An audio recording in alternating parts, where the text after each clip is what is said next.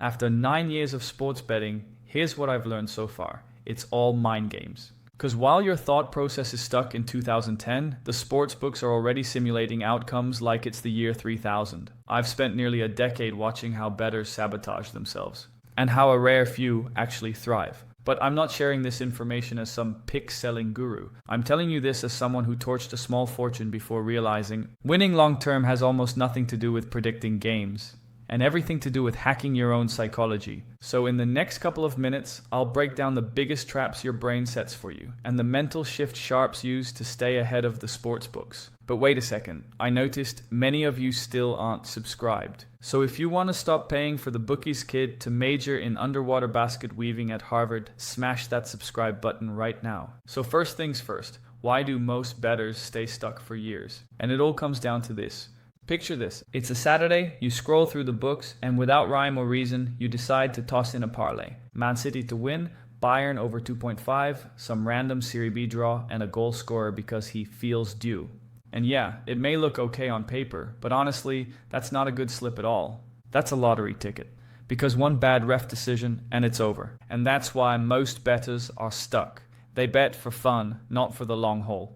Plus, parlays are built for degenerates to donate money to the bookie's yacht fund. But if you do bet them, at least do it smart. Meaning, only include legs that have positive expected value. And keep it to 2 to 3 legs max. Because the second you start building 6-leg heaters, you're at the mercy of an unlucky losing streak, which is where the spiral starts. Oh, and another thing, make sure they actually correlate. Like, say you're betting UFC and fighter A is a knockout artist who almost never makes it past round 2. Now, if your parlay is fighter A to win and the fight goes the distance, that's not exactly lining up. Chances are you're burning that ticket before Bruce Buffer even finishes his intro. So, just follow this approach and your parlay slips will start looking like this instead of donation receipts. The problem is, most bettors don't have the discipline to stick to the plan, which is why I decided to build a private group over at OddsJam. There, we keep each other on track and learn how to navigate the tool together. To test it out, I ran a 7-day challenge, and after just 1 week, I pulled in nearly $600 in profit. So if you want to see results like that for yourself, click the link in the description below. But here's another mentality that's slowly draining your bankroll.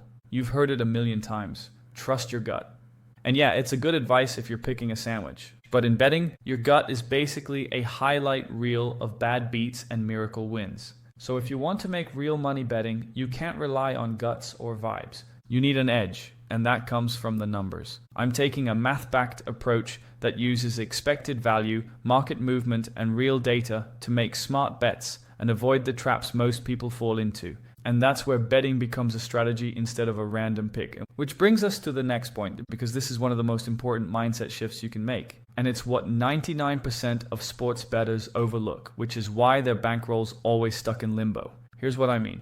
Imagine someone tossing money at every hot new startup, convinced they're shaping the future of technology, and then acting surprised when their credit card gets declined for insufficient funds. That person would lose all of their money in a few weeks. But that's exactly how most people bet on sports. If you don't treat betting like investing, you're going to lose. There's no way around this. So here's what the pros do instead. They treat every bet like a trade. They look for value in the market, and they think in decades, not the big game on the weekend. So if you're starting from scratch, here's what you need to do. Set a bankroll, define your unit size, and only bet when there's actual value. Now, I know what you're thinking, but what if everyone's saying the same thing? Shouldn't I just follow them? Well, sure, if you want to ride the losing wave and tell yourself it's just part of the experience. I still remember this game on the final day of the 2016 Premier League season. Newcastle versus Spurs. Newcastle were already relegated. They were at the bottom of the table and everyone was saying the same thing. Newcastle have nothing to play for. They won't show up. Meanwhile, Spurs were trying to lock in second place and people were calling it free money. Like, how could they lose to a team that's already down? But I'm a Newcastle fan, so when we smashed them 5-1, even after going down 10 men, I was losing it. My friend who supports Spurs, he wasn't laughing. And that's the thing with narratives. They feel convincing, but they rarely mean anything. Must-win game? That's not analysis, it's just background noise. And the books are already onto it, because that story you're betting on is already priced in. So here's a pro tip. If you want to make a profit, just do the opposite of what everyone else is doing. And betting against the narrative is one of those things. But how would you know if it's actually working for you? That's where tracking comes in. You need to be logging your bets, seeing the trends, and checking the closing line. Otherwise, you're flying blind. Lucky for you, you don't have to start from scratch because I built a tracker that does all that for you. So, if you want to check that out, click the link in the description. But can I be real with you for a second? You will tilt. You'll hit a cold streak, you'll watch a game flip on a last-second turnover, and you'll question your system. But that's where people start tweaking like a degenerate. So let me tell you a story. I've known bettors who've been on a 20-bet losing streak. Now, most people would have rage bet the next game or gone full conservative mode. But they didn't flinch. They knew that their edge was proven. They tracked their bets, knew their ROI, and trusted the long game. 30 bets later, they were up over 17 units, cashing in checks like it's early payday. And it comes down to having a solid framework. First, avoid tilt at all costs. If you feel yourself getting emotional, go touch some grass or something. Next, track every single bet. A simple Google Sheet will do. Oh, and by the way, link in the description if you want my bet tracker template. After that, run a feedback loop. See what worked, what didn't, and what your model missed. Then, iterate fast. And remember, system matters more than outcome. So, if your edge is real, short-term losses are irrelevant. All you gotta do is stick to the plan, and this kind of bet slip becomes the norm. Sounds pretty simple, right? But you're only human, and sometimes you can get desperate. I remember one night, I lost a couple of bets early in the day and thought, alright, I'll just win it back real quick. Then I remembered some guy online talking about the martingale strategy. You know, the you can't lose if you just keep doubling philosophy. So I doubled, and then doubled again. Next thing you know, I'm 5 bets deep into Brazilian second division football at 2 a.m. praying for a corner kick, and long story short, I didn't win it back. So I said, enough is enough. And I finally stopped chasing losses by following this method. I set a hard daily loss cap, which is 3 units, and if I hit it, I stop. No doubling and no more excuses to win it back real quick. Because if you want to win long term, you've got to protect the bankroll, even from yourself. Because your own impulses are usually your biggest enemy. And that psychological roller coaster of will it, won't it makes even the simplest bet feel like defusing a bomb. But there's one bankroll management trick that the top 1% of sports bettors use.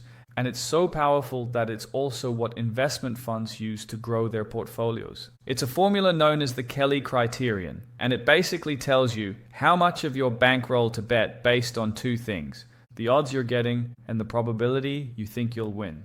Alright, so I'm not going to throw math at you like it's a stats class, but I'll put the formula up on screen if you're interested. But here's all you need to know. Kelly helps you figure out how much to bet based on how big your edge is. Or in other words, if your edge is big, bet more. And if your edge is small, bet less. Now, I don't recommend using full Kelly because it can get aggressive fast. Like, for instance, you're getting plus 100 odds and you believe your true win probability is 60%. Plug that into the formula and Kelly says to bet 20% of your bankroll, which is a lot. Because one bad ref call or one unlucky bounce and you've just nuked a 1/5 of your bankroll. That's why most shops don't use full Kelly. They use half Kelly or quarter Kelly to stay in the game long enough for the math to work. That just means you take the full Kelly number and cut it in half or in quarters. So instead of betting 20%, you bet 10% or 5%, which is still too aggressive in my opinion. That's why I just stick to flat units of 0.5 to 2%. Now this is just the beginning. If you want the full blueprint I use to make consistent profits, check out my next video. You'll see just how simple it can be to start betting smarter. So click right here.